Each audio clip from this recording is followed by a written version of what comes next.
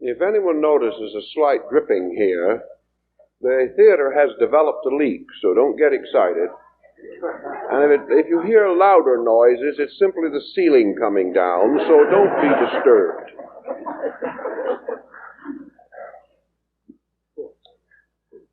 This morning we have what seems to me to be a very interesting subject. Because after all, as Socrates so well pointed out, the proper study for mankind is man. We have wonderful historical records of world-famous people in our own European culture. But as we go into more distant regions, our records are very inadequate. And there have been many highly interesting and important persons about whom we know comparatively little. And as many of these persons were within the field of our general interest, it seems to me that we should know more about them. Probably most of us have read the story of Anna and the King of Siam, or have seen the stage play or the motion picture versions, either under the original title or under the title The King and I. When I saw Mr. Yul Brynner do this role recently, it impressed me as being a most fascinating and dramatic subject, and I strongly suspected that the depths of it had not been thoroughly explored in the motion picture. This might be taken for granted. Also, after the film was released, there were complications in connection with its exhibition in Siam, or as they prefer to call themselves today, Thailand. These complications finally resulted in the prohibition of the picture in that country. Now, these people enjoy motion pictures as well as anyone else. And the only possible answer was that the film in some way was contrary to their estimation of the proprieties involved or of the king's proper character. We can allow something also, of course, for the belief that even if His Majesty did have certain faults, the government might not wish to have these publicly exhibited. Actually, however, I think our story goes back quite a way, and the same situation apparently is still influencing the authorities of Thailand that influenced them over 100 years ago.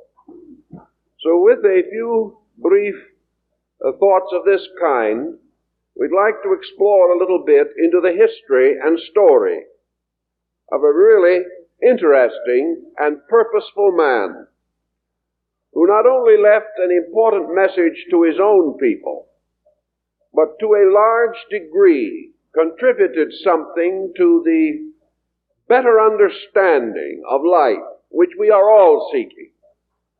For of all the rulers, perhaps, of Asia in recent times, there was none who was a greater truth seeker than this bizarre king of Siam.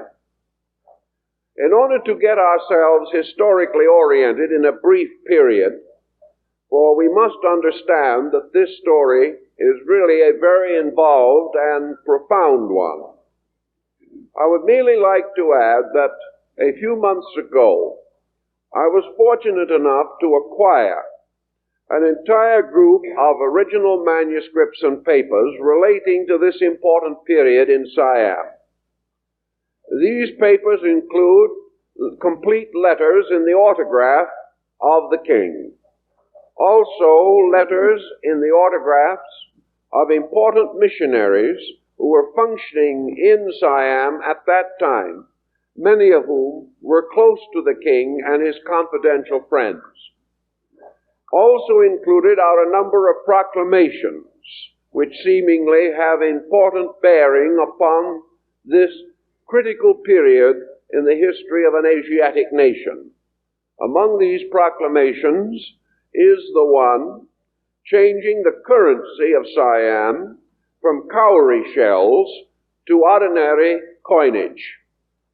Perhaps more important, however, is the king's proclamation forbidding the use of opium, a proclamation which, as Sir John Bowring, who was the British minister at the court of Siam at that time, that this proclamation, given in the best of faith by the king, and for a real and urgent reason, failed somewhat, not because of the king, but because of the interference of foreign powers. In other words, foreign nations wanted the Siamese people to smoke opium, but the king of Siam did not. The head-on collision of this and many other important factors will be found in these missionary papers. Furthermore, we gain some insight into the medical work of the missionaries in Siam and the effort to introduce vaccination, at that time apparently greatly needed, or at least supposed to be necessary. The sincerity of the doctors in this situation cannot be questioned.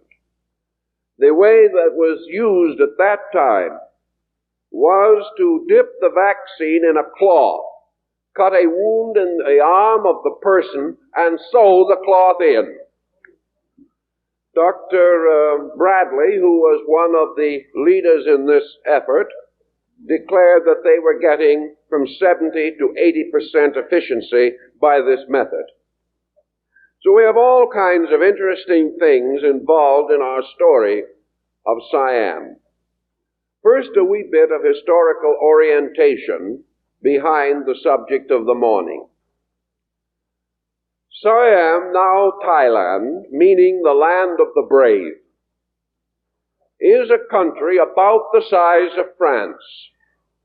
It is located in southeastern Asia, directly north of that group of small independent or semi-independent principalities now known as the Federated Malay States. Siam is a country that is roughly bounded on the east and west by ranges of high mountains, and through the middle of this country, running in a southerly direction from its northern source, is a great river which at the time of these papers was known as the Minan. Later its name was changed to a name difficult to pronounce in Siamese, and I may point out at this time that my Siamese accent is definitely southern. In other words, undoubtedly unrecognizable. But I think we can get the facts across. The Minan is a river which, for Siam, was very much like the Nile in Egypt. The inundations of the Minan made this great alluvial area highly fertile, and also protected the rice crop, which was highly important to the survival of the nation economically and physically. In ancient times, the capital of Siam was way inland, and it was a mysterious and involved city called Ayutthaya. And this city, about the year 1767, was destroyed by a Burmese army. They came in, pillaged the city, destroyed it, and put most of the inhabitants to the sword. This Burmese invasion, however, was short-lived. The Siamese people rose almost immediately in a great revolution against the invading power and moved their capital to the city of Bangkok, which is located on the Minan and has a magnificent view. The city is also surrounded by canals which cut through it in various places, and its location and general description has caused it to be referred to as the Venice of Asia. The city is also remarkable for its magnificent spired temples called Wats, and these temples are, of course, dedicated to the prevailing religion of the region, Buddhism. With the moving of the capital to Bangkok, a new dynasty of Siamese kings came into existence. These kings took the reign names of Ramas, and we had Rama the First, Rama the Second, and so on. This is so-called the fourth great dynasty upon the throne of Siam, and it began, as we say, with the moving of the capital to Bangkok. The first of these kings, a rather powerful and brilliant leader who assisted to liberate his people from the tragic wars with Burma, was succeeded also by a comparatively strong man and a comparatively brilliant man who died about the year 1824. Upon his death, he left or nominated for succession two of his sons, both by the same mother, for the country was polygamous, as were so many Asiatic countries at that time.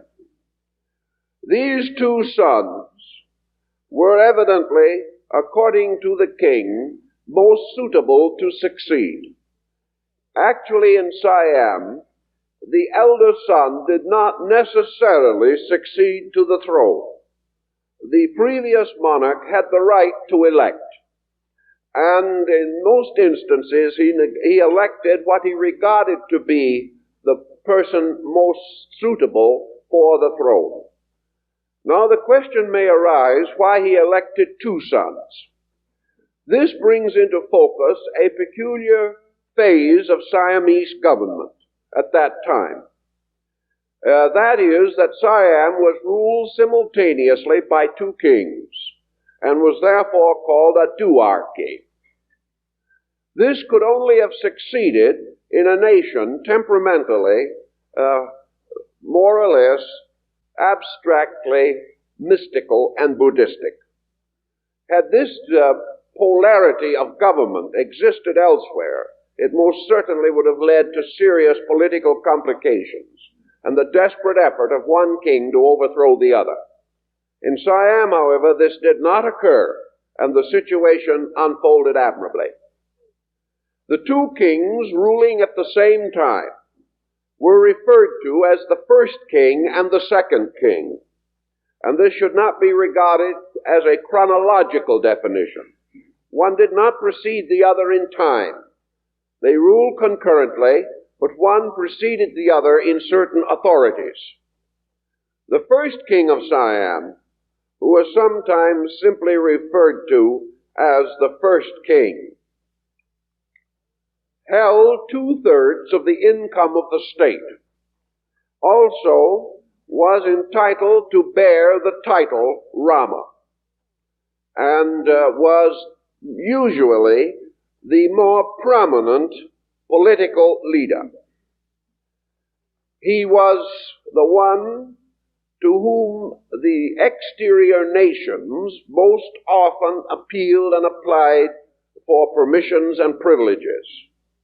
This is true in the case of the man we are discussing, because he was not only the first king by right, but also, obviously, the first king by attainment, and therefore had a very strong position in the state.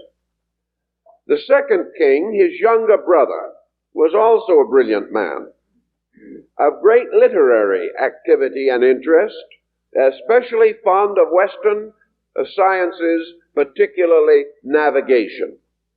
He was quite a remarkable and cultured man, and an American traveler visiting him in the middle of the last century went into the palace of the second king to find there in this remote area a bust over the bookcase of Sir Walter Scott, and the entire writings of Scott's in fine edition below.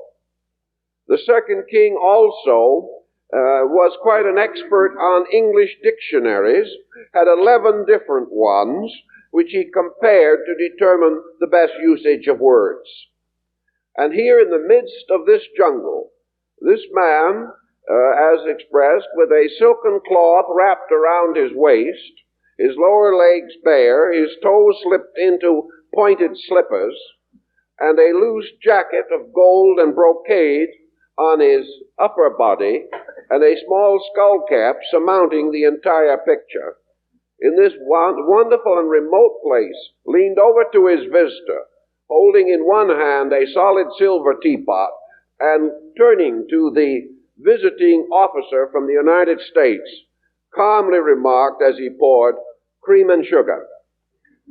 This was a situation that was hard to imagine in so remote and unconventional an area. Perhaps the most interesting thing about the second king, and as we may not get back to him, perhaps we better mention it here, is that he was a great student of the life of George Washington.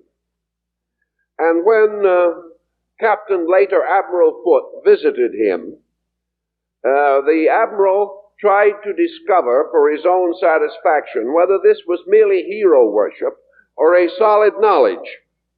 And he admitted afterwards that the second king of Siam knew more about George Washington than he did, as an American student of history and himself a member of the armed forces.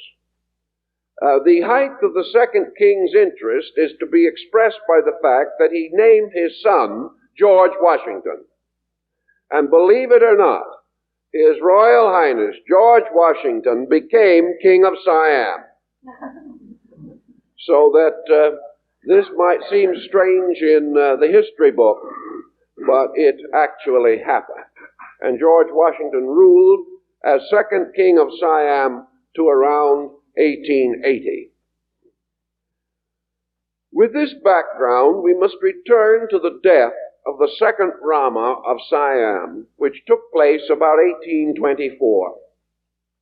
He had nominated his son, Prince Mongkut, to be the first king of Siam. The young man at that time was about 20 years old, and he had a half-brother, then about 37 years old, who had been a very successful militarist and statesman, who had become, so to say, the head of the armies, and exercised considerable political influence. Because of the youth of Prince Mongkut, and also because of the ambitions of this half-brother, who is referred to in some of the accounts as the illegitimate heir to the throne, the half-brother stepped in and practically by force took the throne and was duly crowned as Rama III. There are several explanations, some of which would indicate that the half-brother was a typical dictatorial person, rather ruthless, and others that combining his influence with that of the nobles and of the Council of State, it was the mature opinion of all that the country needed at that time a rather strong militarist, and under that definition, Prince Mongkut would not possibly qualify. In any event, the appointed or elected heir to the throne was bypassed by the country, and Prince Mongkut and his brother were not given the succession that they had expected. In this emergency, the two men came to decision as to career. The younger brother decided that as long as his elder brother lived, his own life was comparatively secure. It was unlikely that he would come into any serious difficulties. So he chose to enter political life, and in due time became the second king under the usurper. The older brother, who should have been the first king, Prince Mongkut, did a very unusual thing for the royalty of his country. He resigned from all of his temporal powers and privileges and entered the priesthood. So our king of Siam, as portrayed by Mr. Yul Brunner, was for 25 years a Buddhist monk. This was an interesting and important phase of his life. He was driven to it by one of two considerations, we are told. First, that he did not feel it wise, as long as he was the appointed heir to his father, to endanger the solidarity of the country by entering into a political career. He could have been very near to the crown. He could have been prime minister or one of the highest officers of the state. Had he done so, however, it might have caused great uneasiness to the usurper king, who would always fear that there would be an uprising against him in favor of the lawful heir. This in turn might lead to complications and even conspiracy and assassination. Mongkut did not want anything of this nature to occur. Also, by his own inclinations, he was of the most scholarly nature, and he seems to have felt that it was most useful to his own life that he become a scholar and a learned man. He had already dimly glimpsed, even within his nation, the rising force of exterior circumstances, the coming of other nations and of political, commercial treaties and matters of importance. He felt the need, as did his younger brother, to gain some insight into the Western worlds with which Siam must ultimately come in direct contact. The life of Mongkut in the religious world was interesting and pointed. The king of Siam at that time, Rama III, was so surrounded by protocol that he was virtually a prisoner in his own palace. He had great honors and great temporal authority, but he was within a medieval structure as fantastic as that of the Arabian Nights. There were many things he could not do without going against the entire traditional background of the Siamese dynasty. Rather than face all these confusions and probably undermine the stability of his own government, Rama III simply continued in the old way. But he did make two important concessions, which indicate that his own mind was not closed to the importance of Western contact. First of all, he did permit a trade treaty with Great Britain. And second, he did admit missionaries into Siam. And in a moment we'll come to this very interesting missionary situation. At the moment, however, Rama III is ruling, and Prince Mongkut is in a monastery. In this monastery, the prince had no problem of protocol at all. Under the Siamese system of Buddhism, he was a completely free man. He could go and come as he pleased. He could visit wherever he pleased. And he spent a great deal of his time visiting in the homes of the missionaries. He also invited them to his temple. And he made a very interesting arrangement with one of the missionaries, the Reverend John Caswell. He permitted the Reverend Caswell to come to his temple, that where he lived, the Buddhist house of retreat, and there teach him the English language.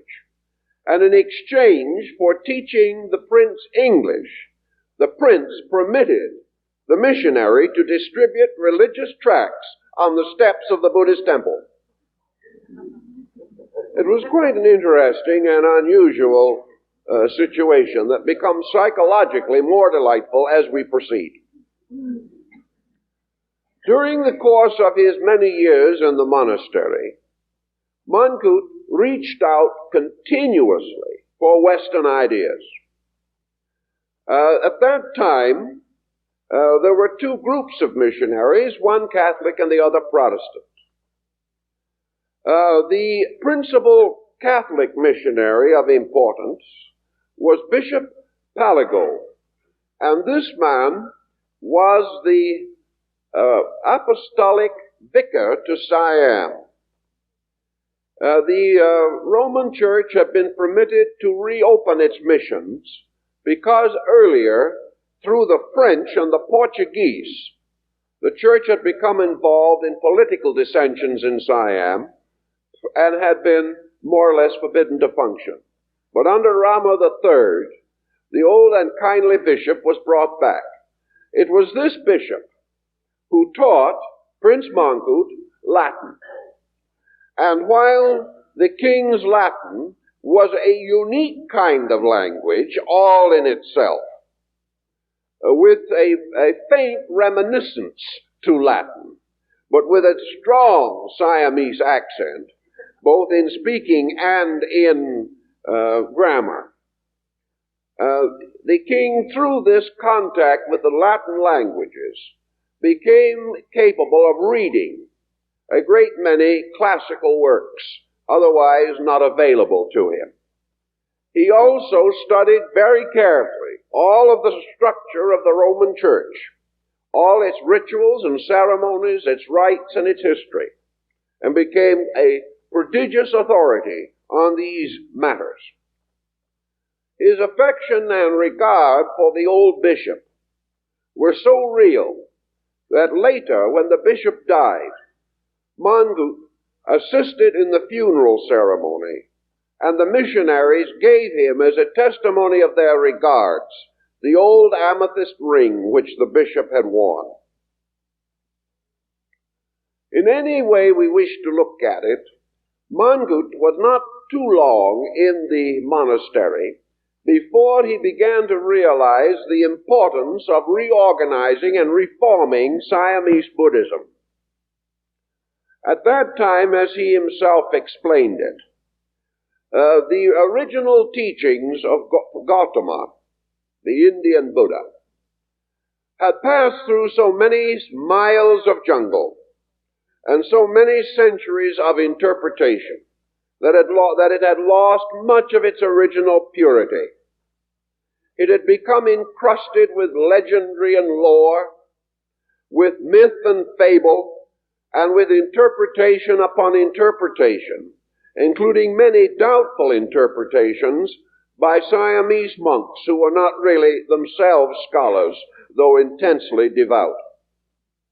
The effort to clear this situation caused Mongkut, as a monk, to lay a broad program for the reforming of the religion.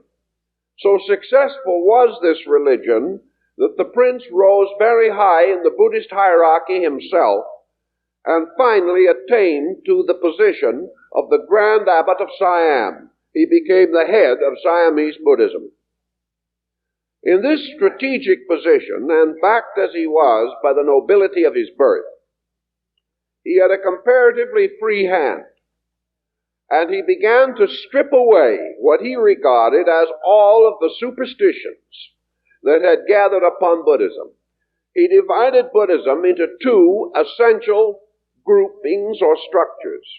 The first he called ethical-cultural, and he declared that the great strength of Buddhism lay in its moral influence, its commandments, its control and direction of the character of persons, its admonitions of right and wrong, and its emphasis upon virtues and integrities. These the prince held to be absolutely necessary to the continuance of the good work of the faith among his people. Second to this was the theological structure, consisting of ancient myths, cosmogonic myths, stories about celestial beings, heavens and hells, purgatories, and a weird form of Buddhistic astronomy which had arisen in Burma and in other areas and had gradually drifted into Siam, perhaps through the old civilization of the Khmers. To Prince, or to the very reverend and venerable Mongkut, this incrustation had to go. And in order to achieve his purposes, he joined with the missionaries, both Protestant and Catholic, in a review, as far as he was able to attain it, of Western science. He became strongly attached to the astronomical writings of Galileo and Copernicus. He also gained a considerable skill in astronomy himself and wrote a 46-page dissertation in English in which he set forth his own special shortcut methods for the calculation of solar and lunar eclipses. He was really a serious man in his own field. What he did to Buddhism, of course, was a very simple thing. He took the moralism, the ethics, the spiritual integrity of Buddhism, and combined it with Western science. He would permit no universe for the Buddhists that was not consistent with Galileo and Copernicus. He demanded the recognition of biology, physics, and modern astronomy in the understanding of the operations of universal law. He did not touch the morals or the ethics. He held firmly to the spiritual convictions of rebirth and karma, but he said that these were perfectly compatible with good scientific procedure based upon modern educational methods. All this time he was wandering around, much as depicted by Mr. Yul Brynner, in his jewel jacket, his bandy legs, and his golden-toed slippers. The situation was quite incongruous but very vital for the people. Later writers have estimated this situation and have said that all Siamese Buddhism, subsequent to the time of Mongkut, has been influenced by him, that he was the greatest religious reformer his country had ever known, and that he was entitled to be regarded as the Martin Luther of Siam, the great reformer, the man who declared that it was necessary for religion to overcome conflict with modern knowledge by simply accepting this knowledge where it was correct and having no controversy over it whatsoever, assuming that the true sphere of religion was moral and ethical, and that as such it must keep pace with the changing physical knowledge of mankind. This is all the more interesting as the Prince himself was in the midst of a very changing situation in which his own country was moving from a fantastic barbarism toward what might be termed modern civilization. While the king was in the monastery for 25 years, it is also notable that his own personal character and morality have been most stoutly and strongly defended, not only by Siamese writers, but by all English and European writers and Americans who had personal knowledge of him during this time. Before he entered the Buddhist orders, Mongkut had been married and had children. For the 25 years that he was in the monastery, he remained completely celibate, setting an excellent example to other monks and religious people, and pointing out to the state that it was not the purpose of religion to interfere with the state, but to inspire the state to the highest fulfillment of its own moral and ethical duties. While the prince was therefore hard at work in his various reforms and activities, the usurper king, Rama III, died. And in 1850, the throne was again vacant. Rama III had nominated his own successors from his family. But now once more, the Prime Minister, the Council of State, and the nobles intervened. This time they intervened in favor of Prince Mongkut. And in 1850 he was called to the throne, and his younger brother was also fully established in his authorities. And Prince Mongkut was brought to the throne as Rama IV, King of Siam. For a moment, there was a considerable amount of suspense as to what would occur to a country when a man who had been a monk for 25 years was suddenly raised to temporal power. The misgivings, however, seemingly were without foundation. For having reached this authority, Mongkut became an outstanding example of diplomatic leadership. Now, at this time, we should perhaps pause a little and try to create a picture of the king in order that we may reconcile his life with the accounts by Margaret Langdon and also by the stories brought over by Mrs. Anna Leonowens, who was the governess to the palace children and part-time secretary to the king for a few years.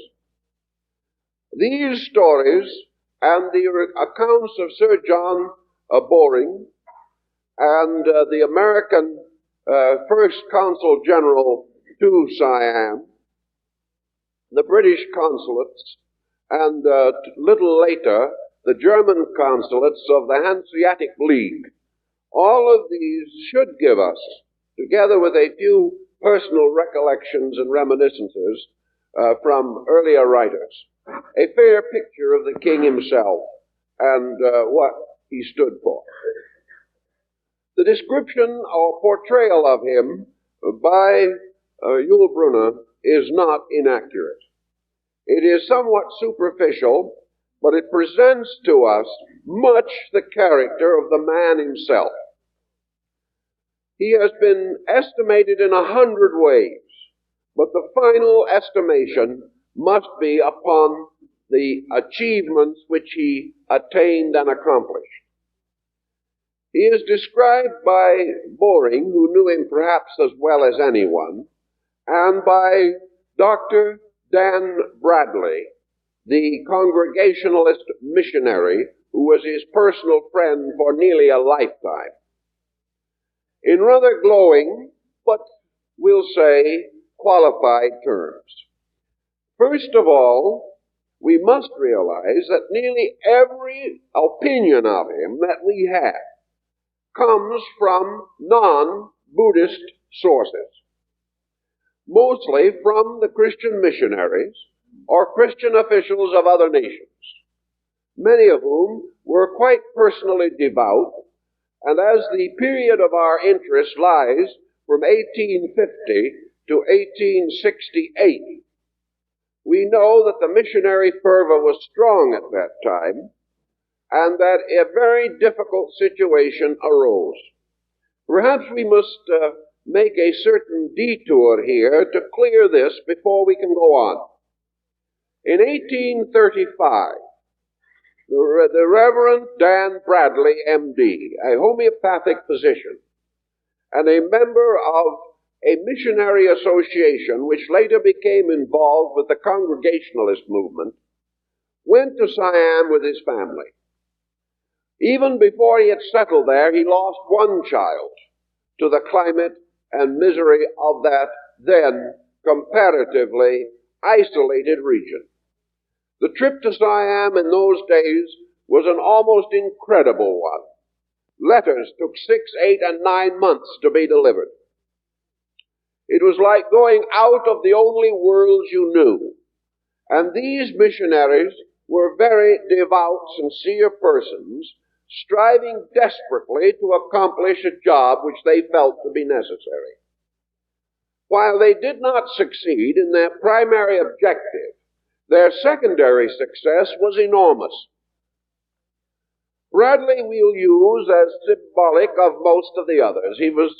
As years went on, he was only out of Siam 2 or 3 years of his entire mature life. And his children also grew up close to the life of the Siamese people. Bradley was a tall, slender man, and as he grew older, he had a very venerable white beard and looked like a typical family patriarch of the middle 19th century.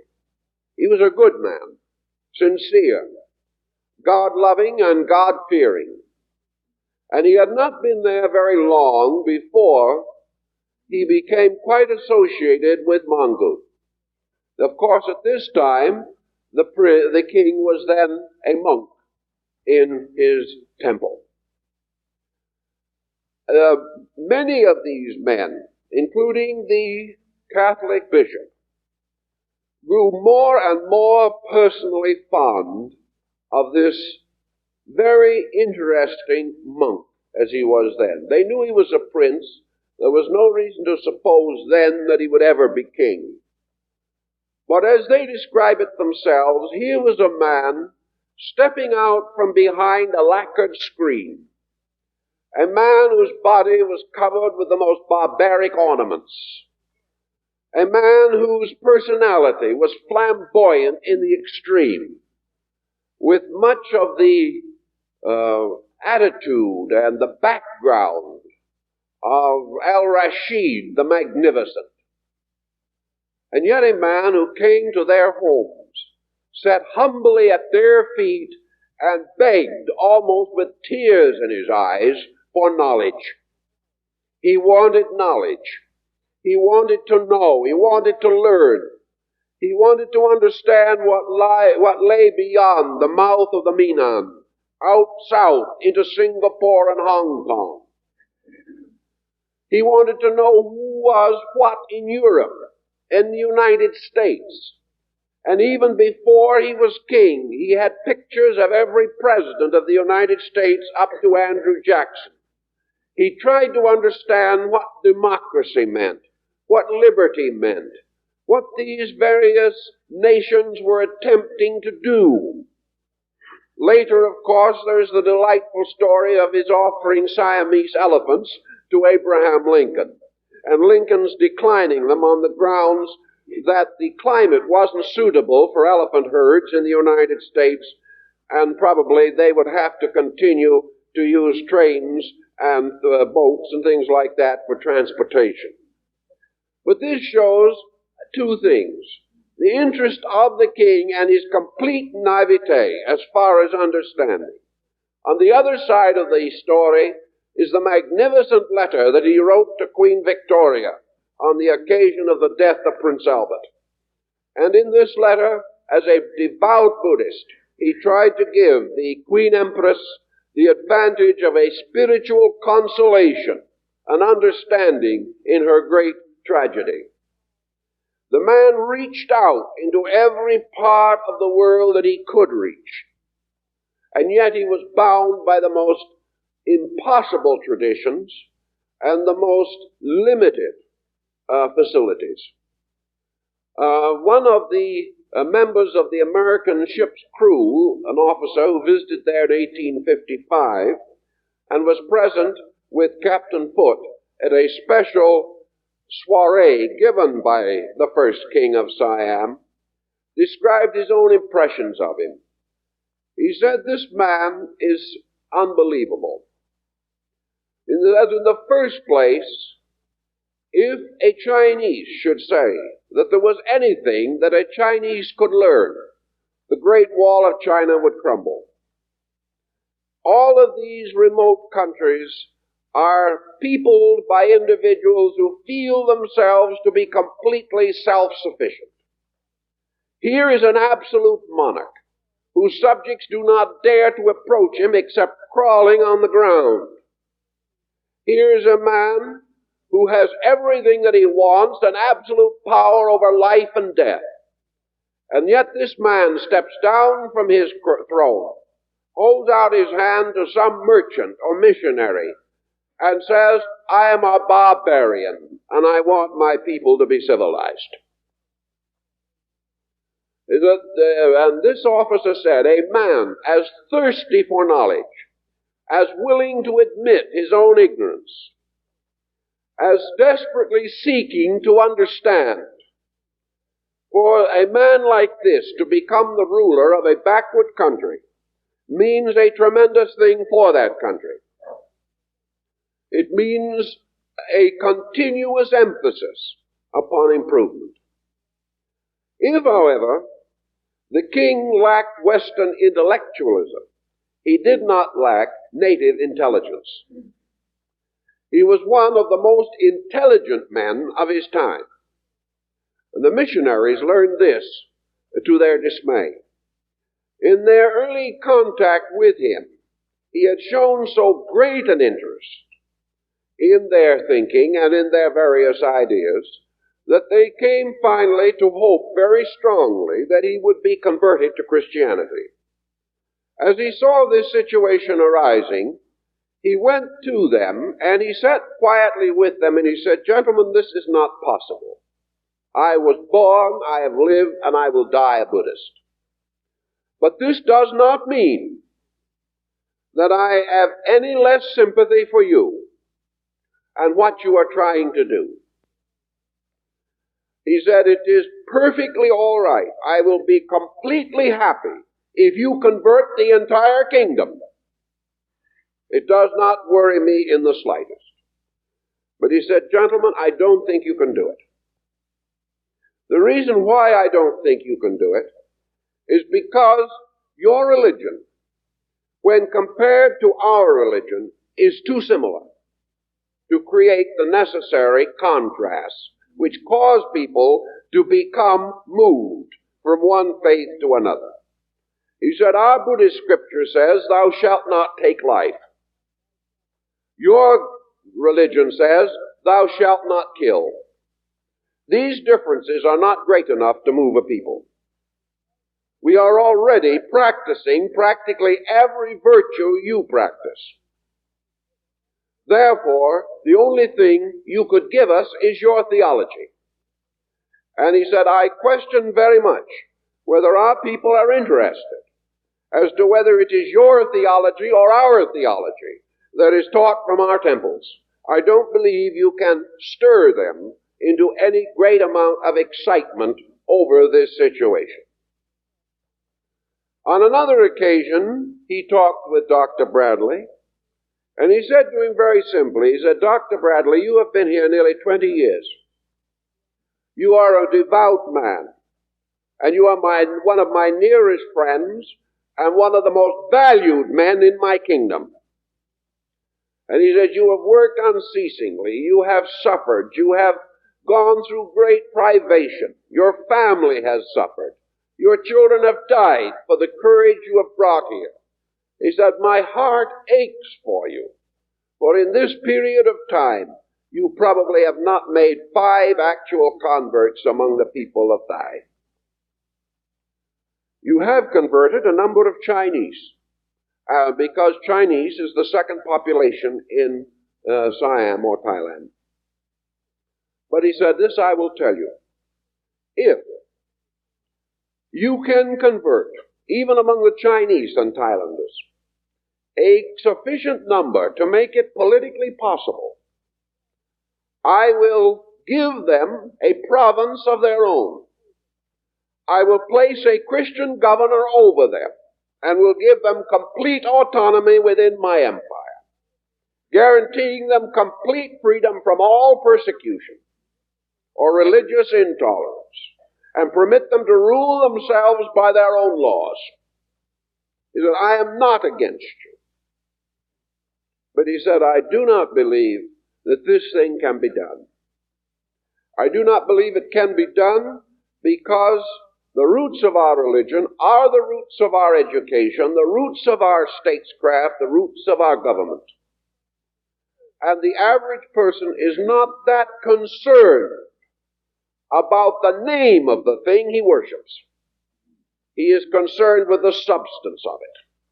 And he said, the substance of our two faiths, whether we realize it or not, are too much alike to create any kind of a ground for conversion.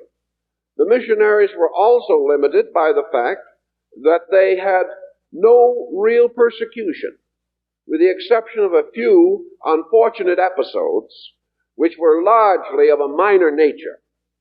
The missions in Siam had only the climate, the weather, and the times to limit them. They were not subject to any unreasonable persecution.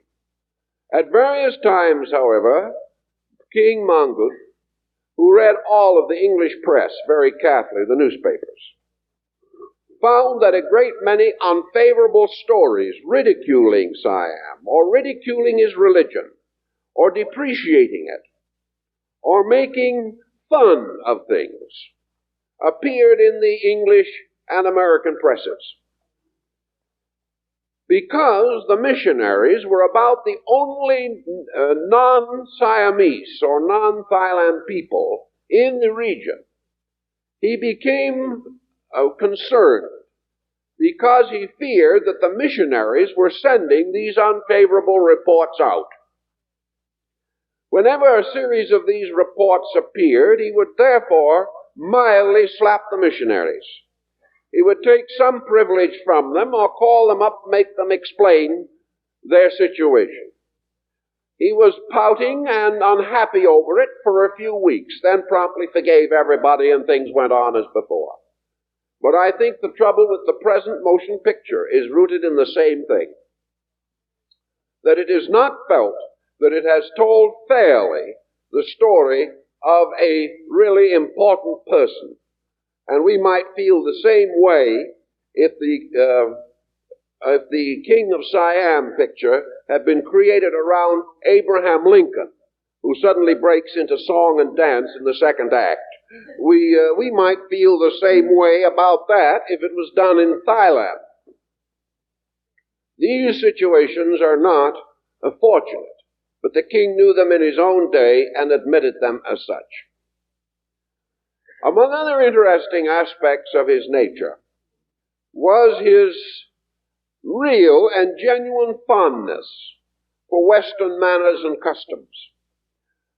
When he entertained a group of American representatives, he gave for them a performance within his palace of music, dance, and a splendid banquet on solid gold plate, much as symbolized in the motion picture.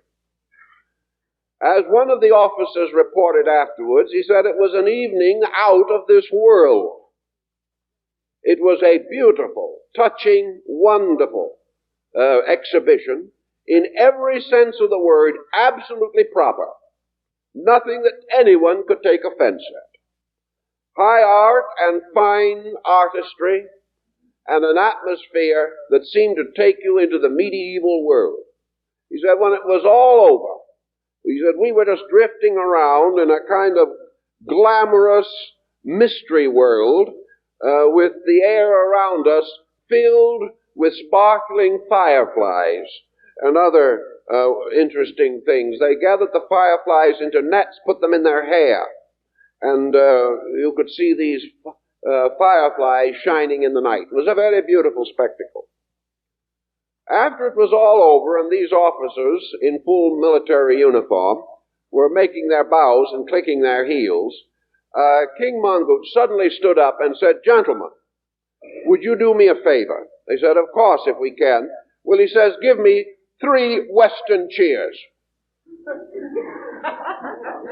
Well, this was almost too much, but finally the captain of the ship led in the lustiest cheers they could work up at the moment.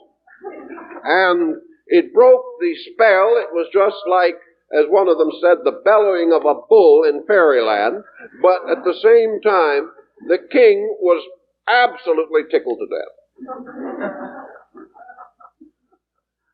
Now, Sir John Boring, who had to work with the king as minister plenipotentiary to the court of Victoria, and who later became governor of Hong Kong.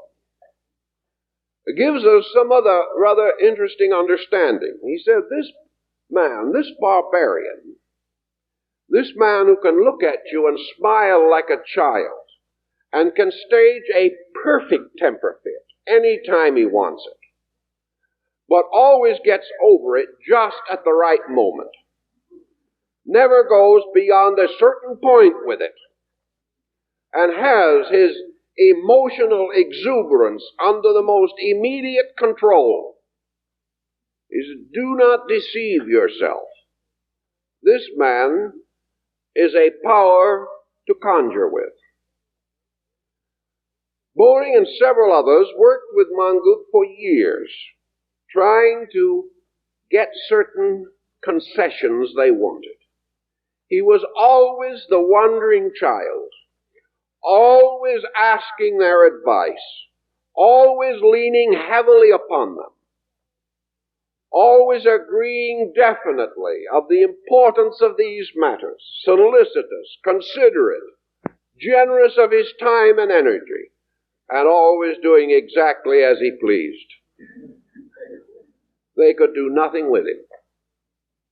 He was a strange kind of child, and when the argument reached a certain point, he was impossible to cope with, for the simple reason that he simply told the truth.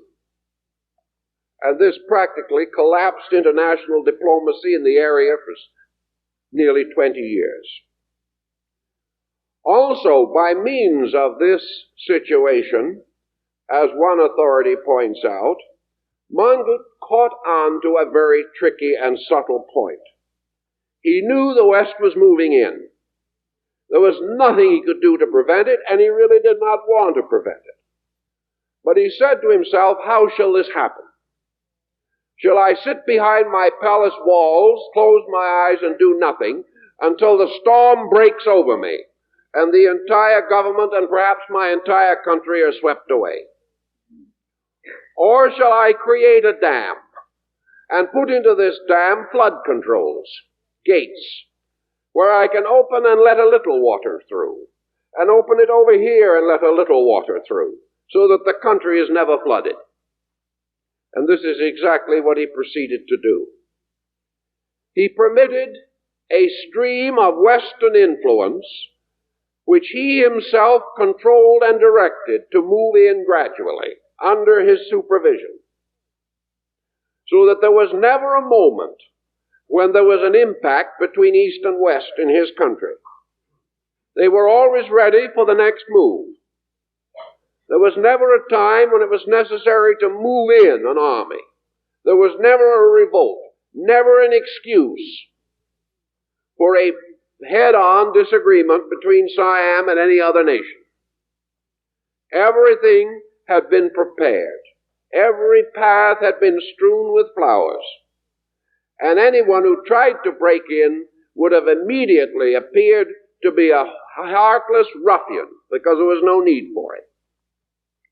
By means of this procedure, Mongkut was able to preserve the independence of his country, and he was the only nation in Southeast Asia that did not fall to the British, to the French, to the Dutch, to the Portuguese, or to somebody. He retained his autonomy and prepared the way for a powerful country to come.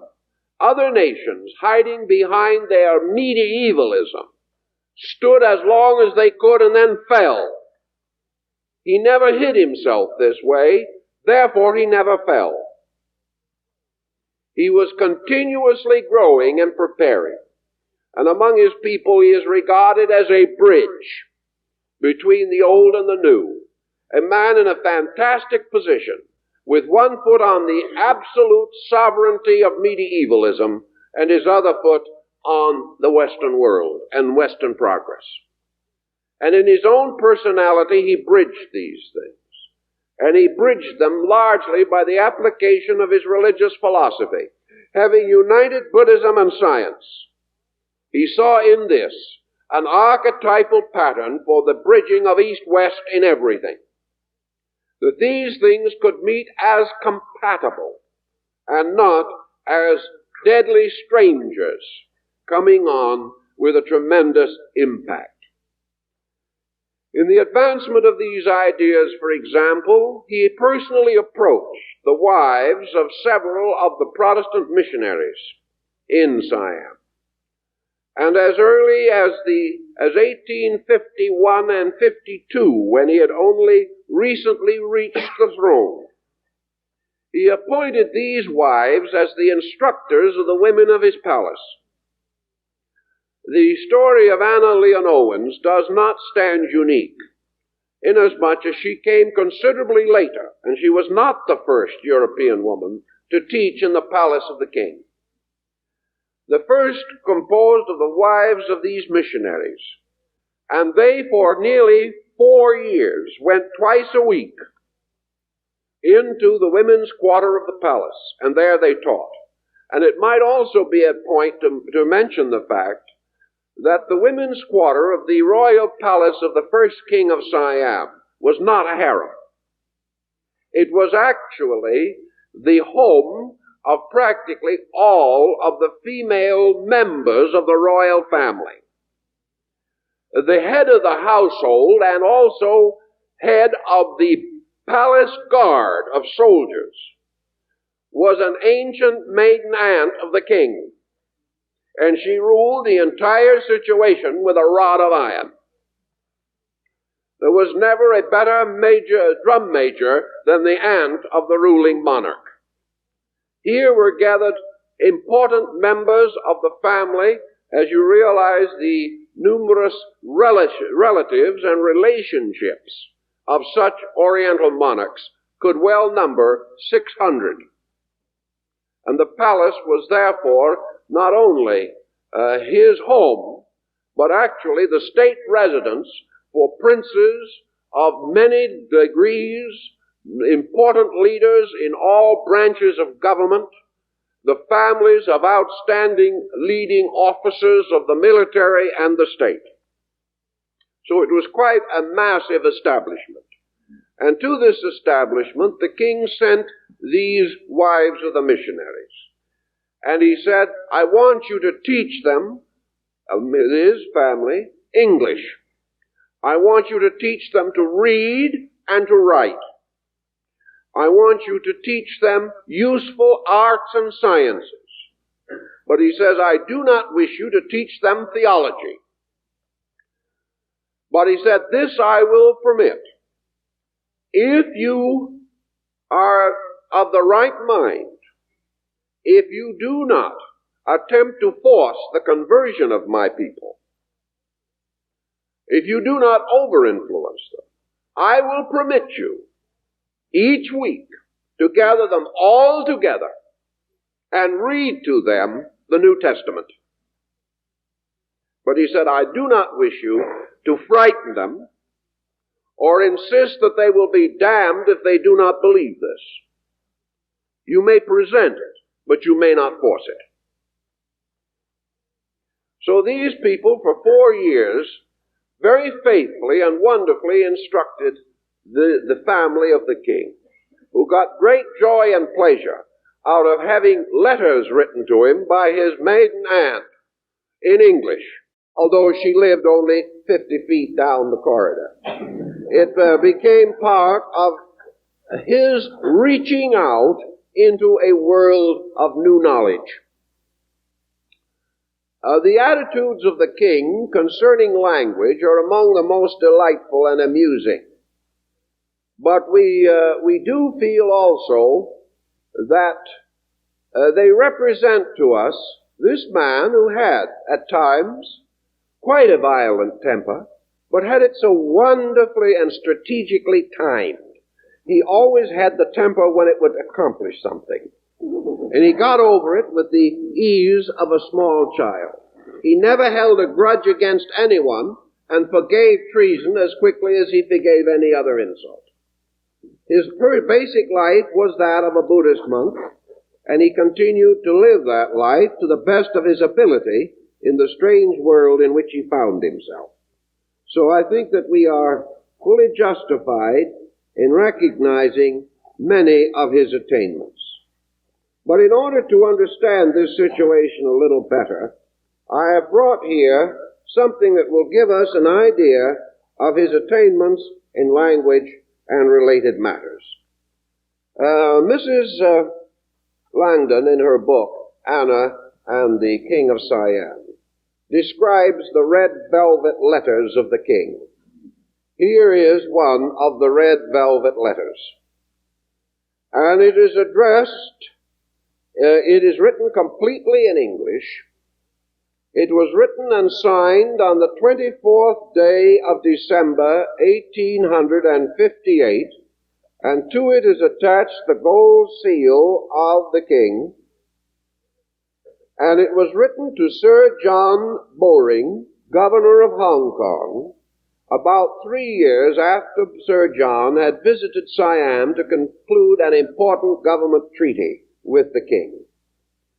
Now, the place of Sir John Bowring in this is also interesting. He was an excellent selection on the part of the government to bring a good representative to the court of the king.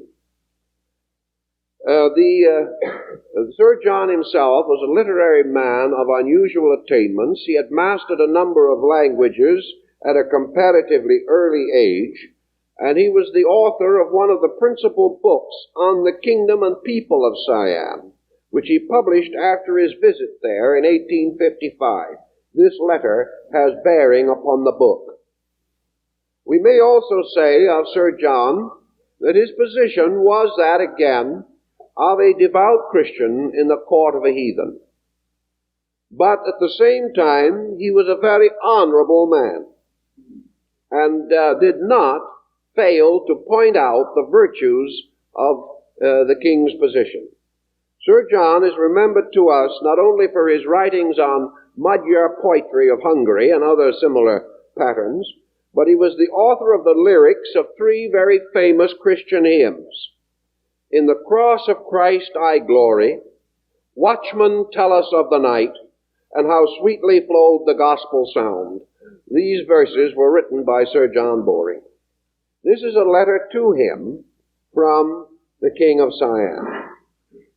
The letter is in 19 pages in the king's autograph and carries 5 of the royal seals of Siam. The interesting parts of it, I think, show the naivete of the king and his peculiar difficulties with English. You will notice this little tag put on the end here, which is a sort of a little footnote, which bears the king's seal and initials. He has added it. P.S. Wherever I wrote in this letter the word smelling, it is my mistake in letter. Shall always be read smiling. Very sincerely yours, Mongkut. Now, this is typical of the nature of his letter writing. One person said that there was never anyone that tossed the king's English around with greater abandon. That never for a moment did he permit grammar to interfere with sense. He was always understandable, but somewhat mysterious at times. The last paragraph of his letter will give you something of his English, which was derived partly from reading Chaucer, I suspect. He says here, I did have no time to write Your Excellency several days ago.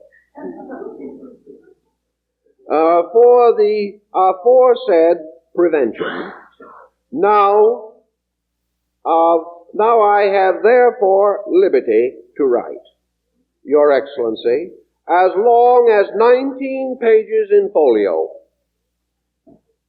on 5 papers, and beg to remain Your Excellency's good friend and faithful. Mongkut, first King of Siam, who is in the 2417th day of his age. Oh, it couldn't be. It must be day of his reign. Yeah. day of his reign. This is the way in which the writing comes. Remember the little story of Anna when she first met the king of Siam, and he pointed his finger at her rather accusingly and said sternly, "How old shall you be?" This was his English. But while it might not be too clear, it was not beyond understanding. Now the text of this letter is very interesting. It goes into a number of problems. Sir John Boring had sent him the first edition of his book on the history of Siam in 2 volumes, and asked the king to look it over and make any necessary corrections. The king, apparently, who had for several days not had time, finally gets around to writing this letter in reply, and also to acknowledge the arrival of a new British consul at Bangkok. And he says he is so happy that this new British consul, because he said, the British consul and his wife are so kind to me. You wouldn't exactly think that that would be a royal approach to the subject. But they have been so kind and gracious. And then the king goes on to explain that they have not made him feel ignorant. This is the peculiar thing that underlies the psychology of this man. That he loved anyone who did not make him feel ignorant. He said he didn't have to have anyone make him feel ignorant. He knew that himself. In this letter, the king writes back. He said, "I am carrying the whole weight of this government myself, and am busy for many long hours, every single day." He said, "There are so few of my people that can write English that I have to write all the international correspondence myself." And of course it would have been a joy for some of the state papers, undoubtedly, to come out in this quality of English. He said, I'm really embarrassed. I don't know what to do. And he said, what is more, I read your book, and I do not understand your English. I have to look up every word in my dictionary that is difficult. Then you transliterate Siamese names into English equivalents. I do not know whether they are right or not, and I do not always recognize them from the Siamese words. That I'm in a very difficult situation. And he said, there are so many things to do. If I do this, I would have to do it correctly and properly. And he said, it will take a tremendous amount of time, because I'm just not a scholar in your language. I do not know your grammar. I do not know these things.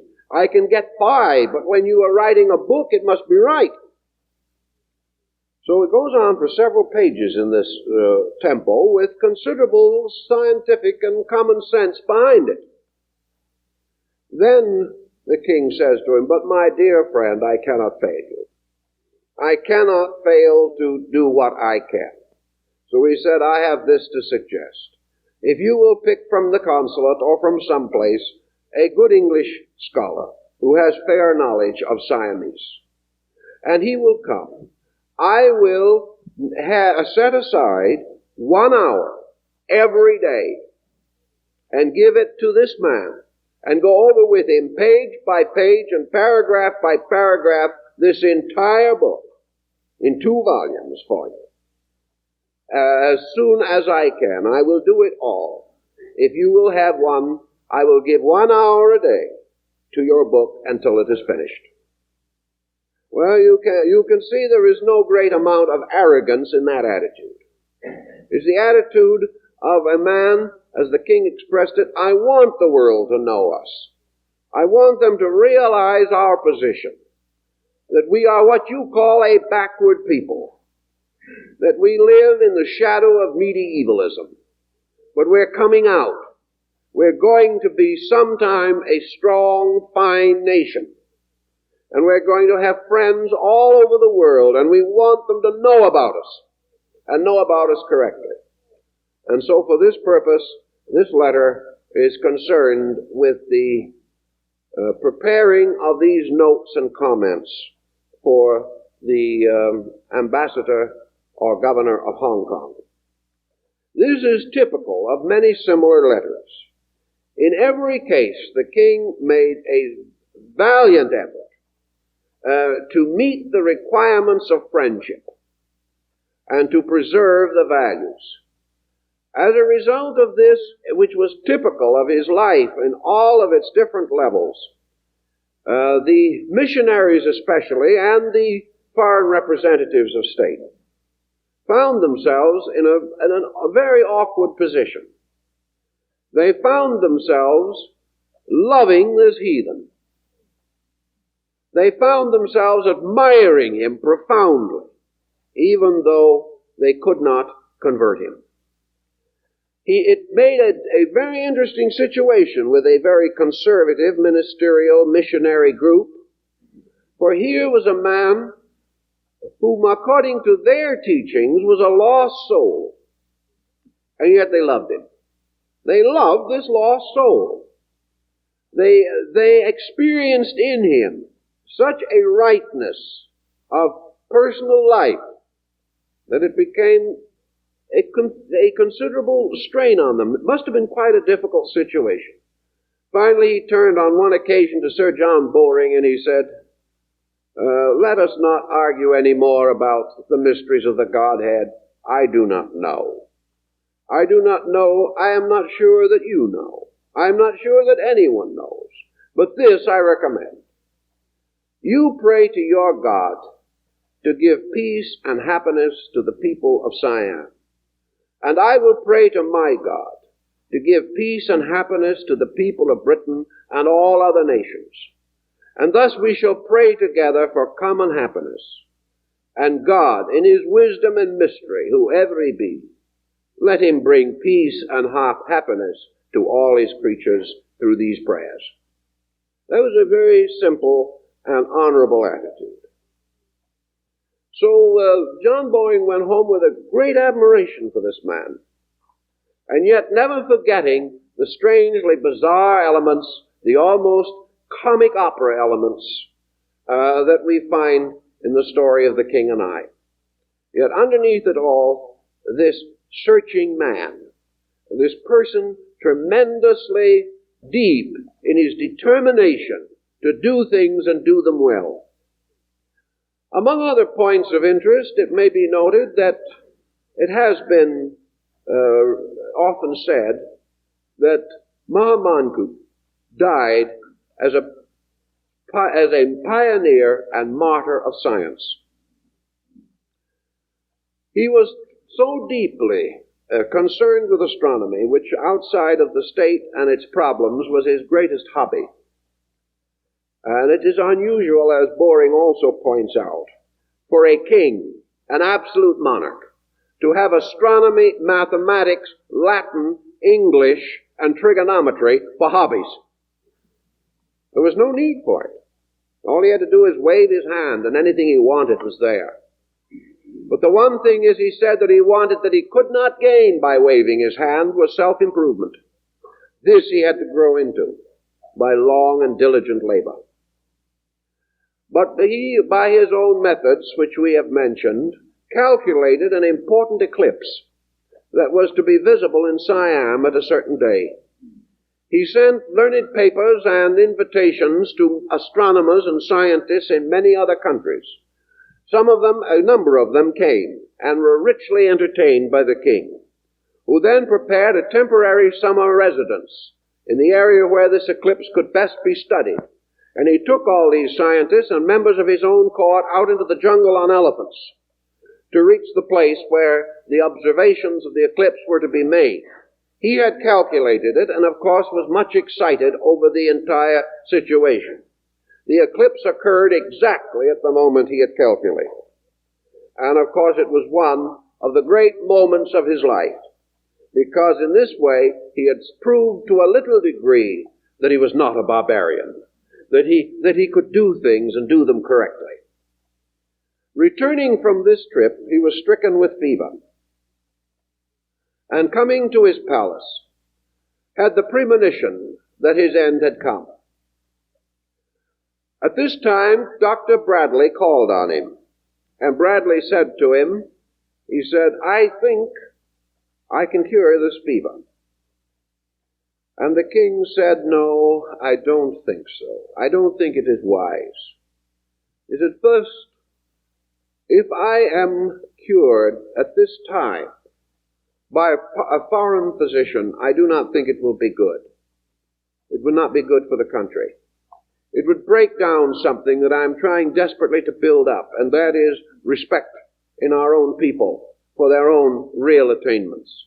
He said, "I think it is better not. I feel that actually the time has come for me." During his last illness, which was of long duration, the king remained in full possession of his faculties to the end. He read considerably, particularly religious sutras, Buddhist sutras, some of which he had composed himself for the consolation of his own soul. He read, spoke, and conversed frequently in English to the very end, sort of feeling in this way, perhaps, that he was showing that this language had really become an essential part of his life. He then gathered his court around him and nominated and appointed his young son, who was to succeed him as King Chulalongkorn. The boy was then less than 15 years old.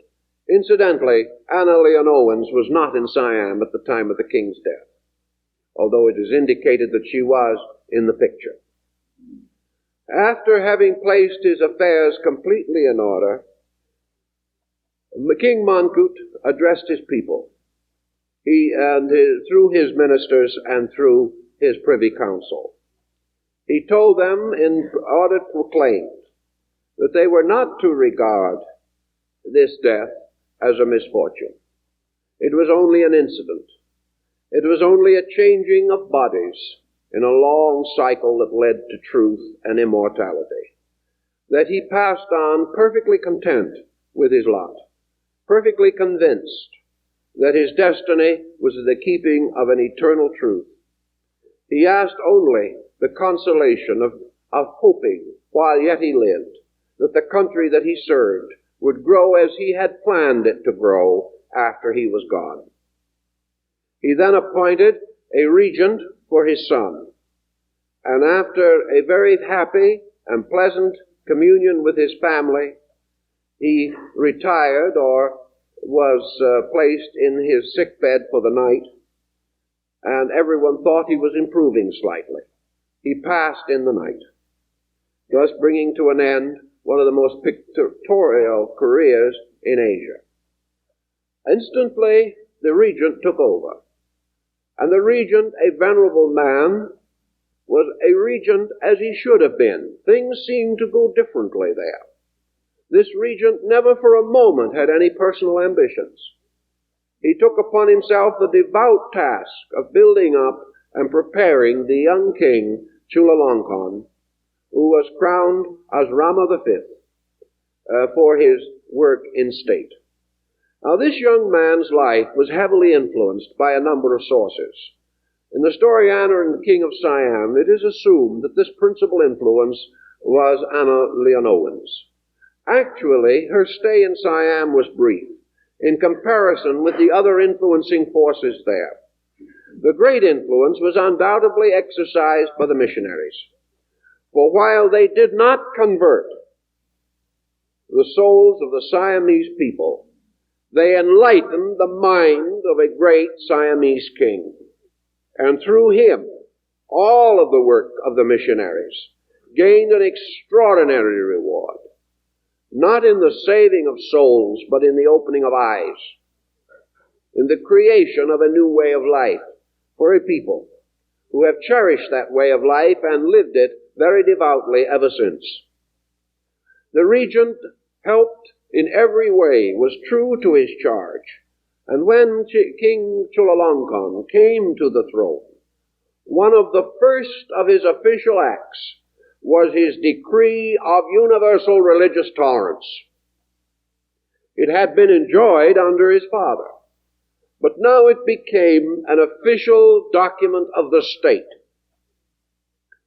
And the young king said that it is good and proper that every man shall have the consolation of his faith. For it is observable that men without faith and without consolation are not, usually speaking, good men.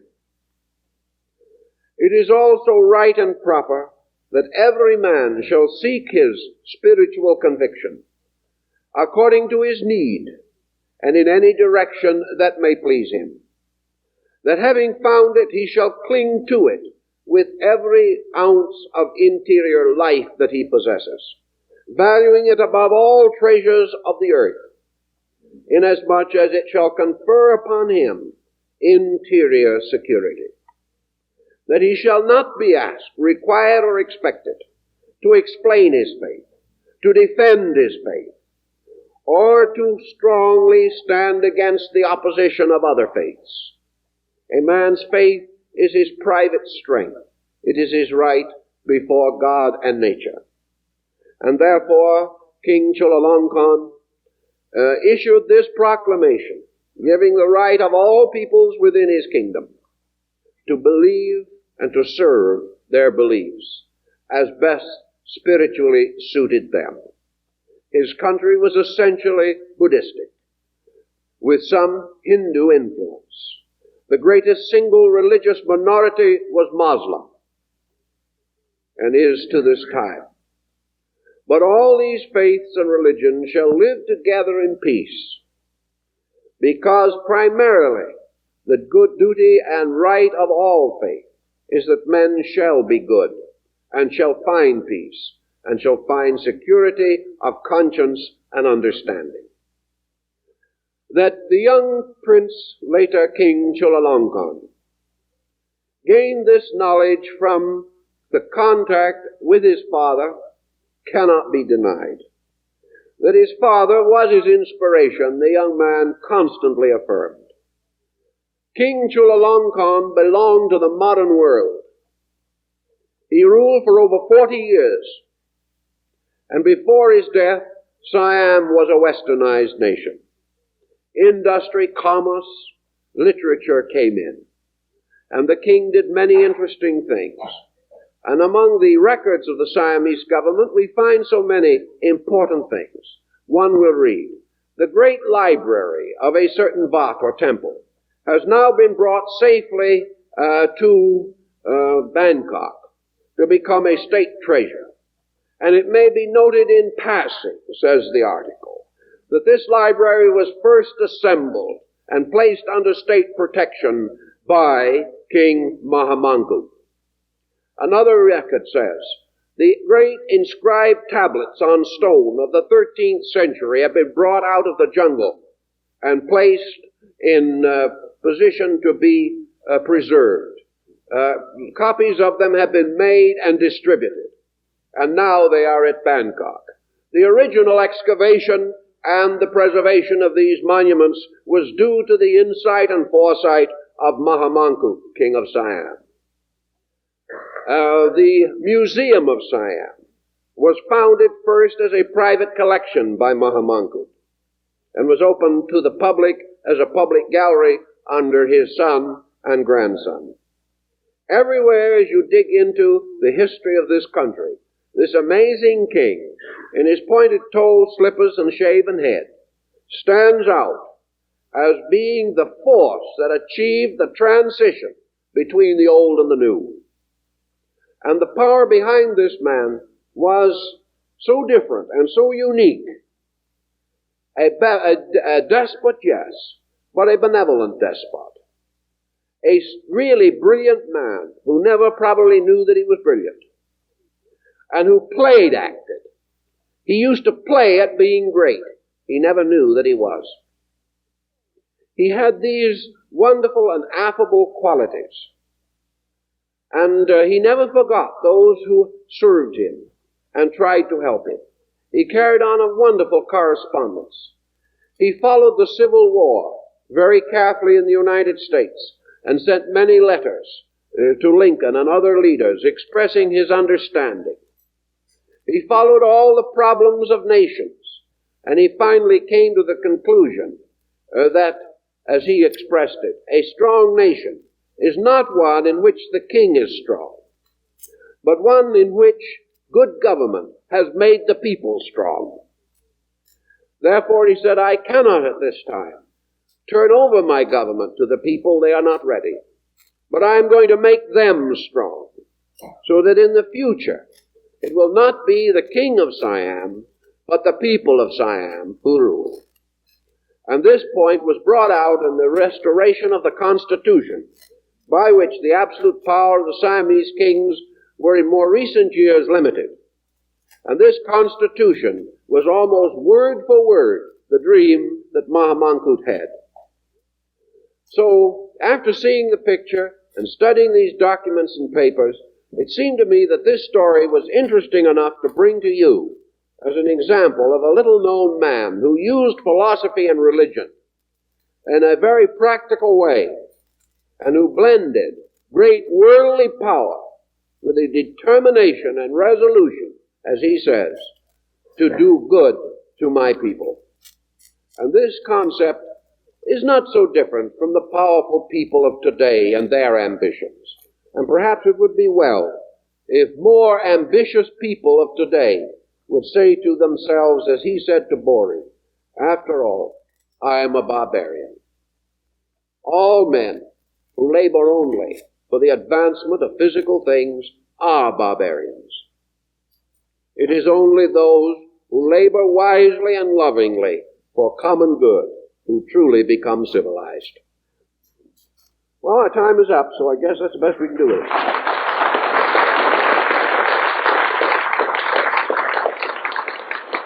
Next Sunday morning, our discussion will be the self against the world. Is it really true that we have the world against us? There seems to be some question as to the fact of that, so we hope you'll all be here to see how we can get over having the world against us and begin to experience the possibility that the world is with us and the world is for us, and how we can build upon such a concept in the enriching of our personal psychology. I'd like to also call to your attention again our manuscript notes on the lecture, Energy Fields of the Human Body, which came onto the table for the first time last week. We ran out of copies at that time, but we have more this morning for you. I believe that the next lecture that will appear will be taken from another set of notes that has been very strongly asked for, namely, how to prepare for a fortunate rebirth will be the next lecture that will be placed in manuscript mimeograph form. Also on the table you will find this morning bus schedules. This seems perhaps to be very mysterious, but it's going to help you to find your way to our new headquarters if you're not acquainted with it. Because next Sunday morning will be I believe, we're not sure, we do all this with our fingers crossed, but it is our intent that next Sunday will be the last lecture that we give outside of our own auditorium, for the present at least. So we hope you'll all find out how to get there and all about it. And be sure to have your name on the mailing list so that we can give you the program of our summer activities. And we thank you for being with us this morning into a little jaunt into the land of Siam, and hope to see you again next Sunday morning when we try to work out philosophy for the folks at home.